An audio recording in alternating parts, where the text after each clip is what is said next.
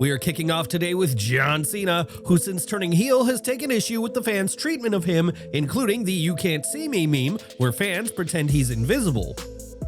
On this week's Raw, Cena revealed his master plan as he intends to retire as WWE Champion, and eagle-eyed fans will have spotted a noticeable change in Cena's look. Cena's hat in Glasgow featured the "You Can't See Me" logo, but for the first time, the C was placed over the red slash, showing to fans that they can see Cena now.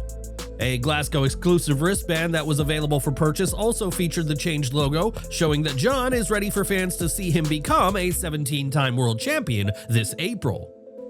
For now, the rest of his merch on WWE Shop, including shirts, hats, and socks, still carry the OG design, where the red slash is covering the C in his logo. If Glasgow is any clue though, new merch will feature the updated logo, as John Cena is tired of the jokes and the memes of the WWE Universe. In February, it was reported that Miro had been released from AEW over a year after his final match from the company, and what's to come for the former TNT champion.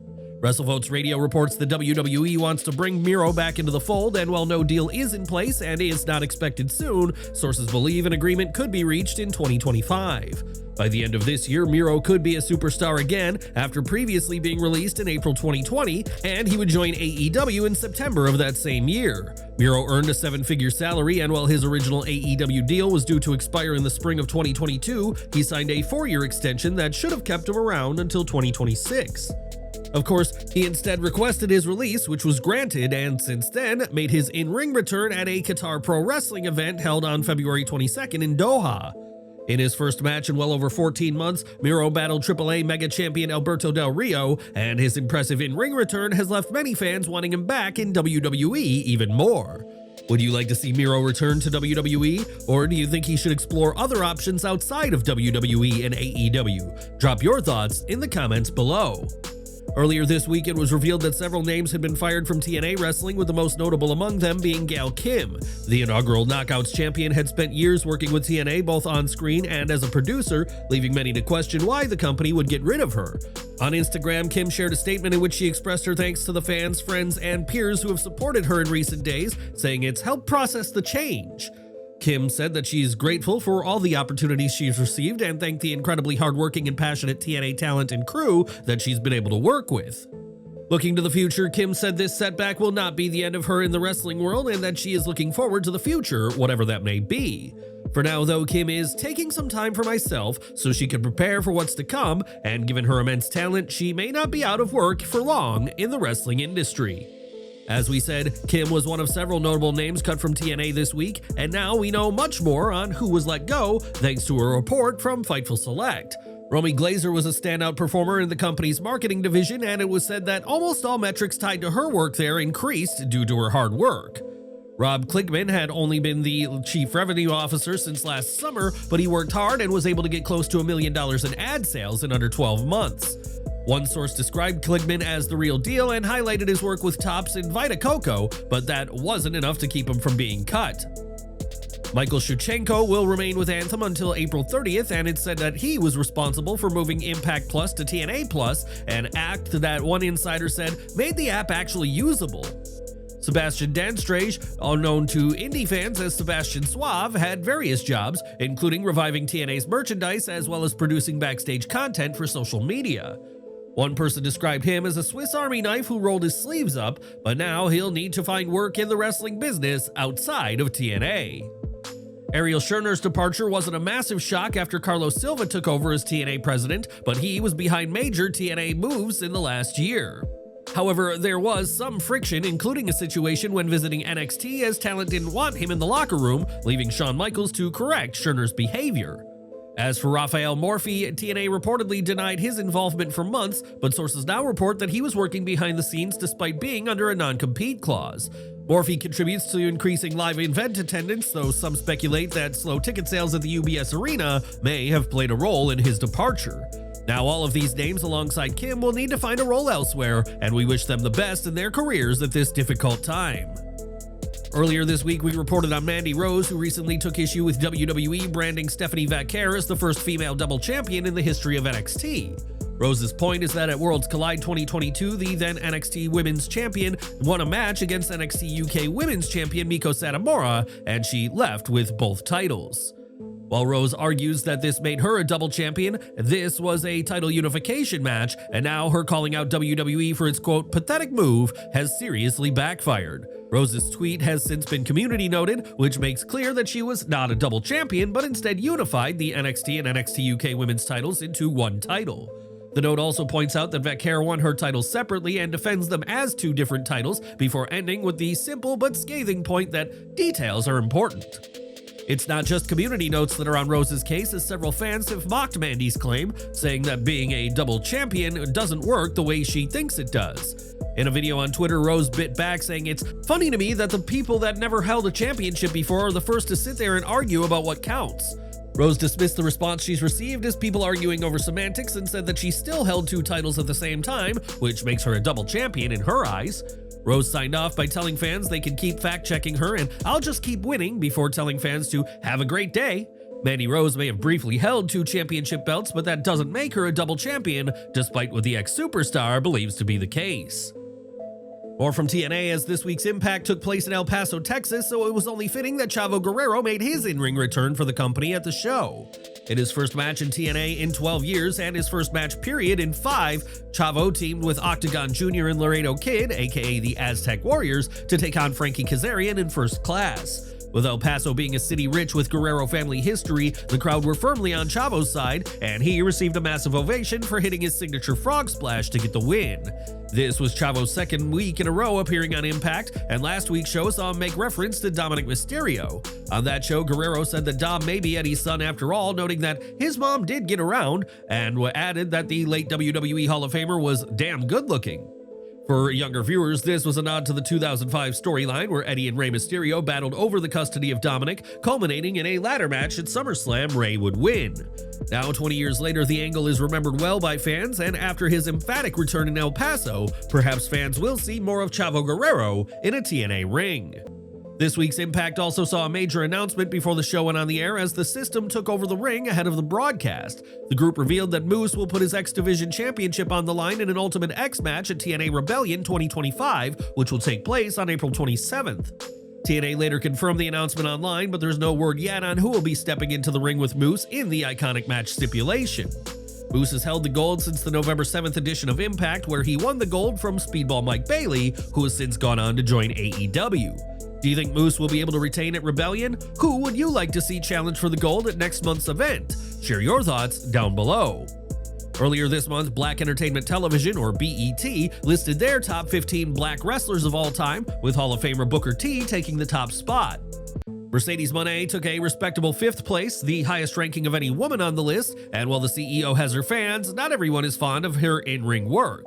On his Click This podcast, Kevin Nash called out Moné for what he sees as a serious lackluster effort in AEW, especially compared to her time in NXT. He said, "It was Sasha, whatever her name is now, the CEO. I watched her match, and man, she's phoning her big time. That's not the same girl I watched tearing it out in the house in Brooklyn with Bayley." Moné's war with Bayley at NXT TakeOver Brooklyn 2015 remains regarded as one of the best women's matches in WWE history and a testament to the talents of both women involved. While Bayley has remained with WWE, Moné walked out in 2022 and would arrive in AEW last year, where she won the TBS title in her first match. Do you agree with Nash that Moné is phoning it in, or is the CEO continuing to deliver as one of the top names in AEW today? Let us know your thoughts on this situation down below. Now, Hulk Hogan's legacy over the past decade has taken a hit to say the least, as seen during Raw's debut on Netflix, where he was booed by the LA crowd. It's not just in his professional life, though, where Hogan was taking a SmackDown, as on Instagram, Hogan's ex-wife Linda recently made some startling claims. Linda said that she and Hogan divorced 15 years ago and that their daughter Brooke doesn't talk to either of them and didn't tell either parent that she got married and recently had twins. Linda said that Brooke and Hulk had a falling out, which she believes is why she was cut off as well, but is pleased that she still has a relationship with her son Nick, who is still such a good boy. Speaking about her ex-husband, Linda didn't hold back as she claimed that the Hulkster is a habitual liar as well as being addicted to. She said, "What I went through in my marriage with Terry is Hulk Hogan and what it entailed and what it has caused over the years and everything else.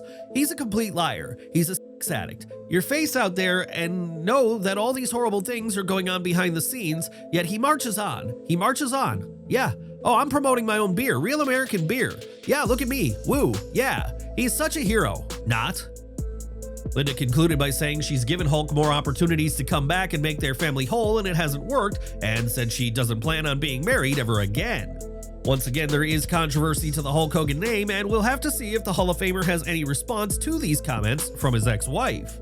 Back to TNA now, as Ash and Heather by Elegance picked up a win over Gigi Dolan and Tatum Paxley of WWE NXT. Things took a messy turn after the match, though, as when Ash decided to celebrate the win with some cake, the NXT pair shoved Ash's face straight into the cake.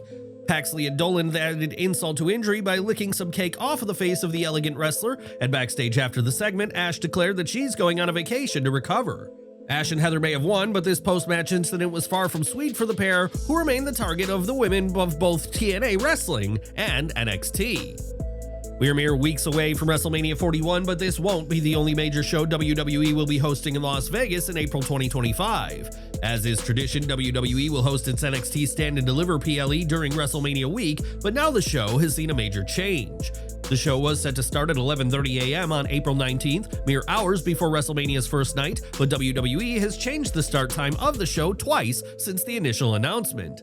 WWE changed the start time to 10:30 a.m., and now it's set to begin at 9:30 a.m., with WWE giving no explanation for the change in times. Given that the WrestleMania 41 festivities will start at 3:30 p.m., though, it's likely that WWE does not want the shows to be too close together and risk fans missing the start of the later event. Stand and Deliver is NXT's biggest event of the year, and fans can expect a stacked show in Las Vegas, even if the event will be taking place far earlier in the day than first planned.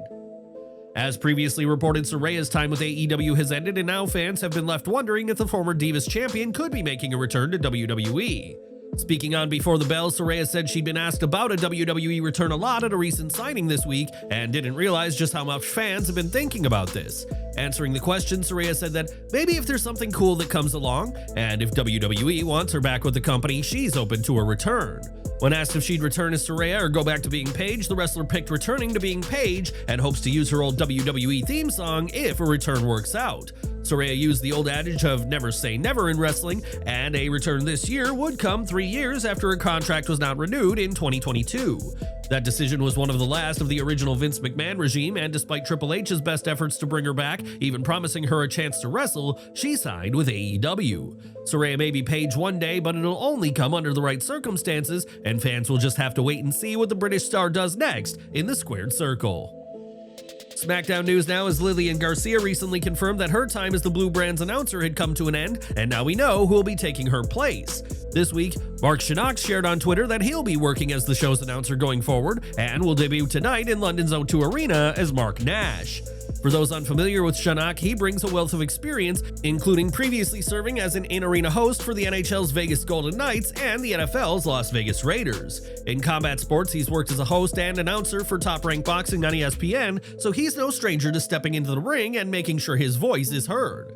As the replacement for Garcia, Mark Nash has some big shoes to fill, and we'll see how he gets on during today's episode of WWE SmackDown in London, England. In 2021, Hit Row was released from WWE shortly after being called up to the main roster, and while several members were brought back, Swerve Strickland found success in AEW. In a recent interview, Strickland said that one of the group's members became aggressive with WWE officials in 2021 and cited that as a reason why the group was cut from the company. Now AJ Francis has responded on Twitter and said that if standing up for a black woman makes him aggressive, then he'll be that time and time again. Francis clearly believes Strickland was speaking about him, and the black woman is believed to be B-Fab, and now Francis has again commented on this friction with Swerve. On the Unlikely podcast, Francis said he knew what he did to make Hit Row pop and insinuated that neither B-Fab or Ashanti the Adonis are on speaking terms with Strickland. Francis asked that if he's the bad guy, according to Swerve, then were B-Fab and Ashanti speaking with him today about his foolishness rather than speaking with Strickland?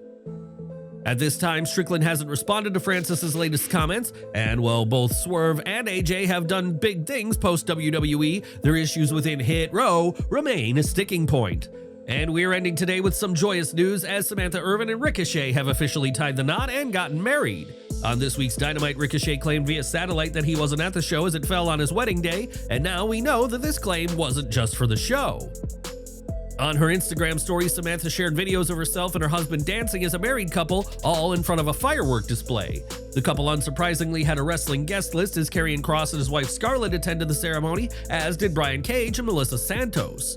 Ricochet and Irvin got engaged in January 2023 when both were part of WWE, and we'd like to share our congratulations to the happy couple at this joyous time.